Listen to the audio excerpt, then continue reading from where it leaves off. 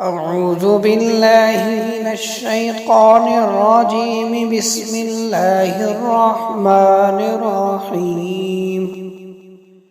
القارعة ما القارعة وما أدراك ما القارعة يوم يكون الناس كالفراش المبثوث وتكون الجبال كالعهن المنفوش فأما من ثقلت موازينه فهو في عيشة راضية وأما من خفت موازينه فأمه هاوية وما أدراك ما هي نار حامية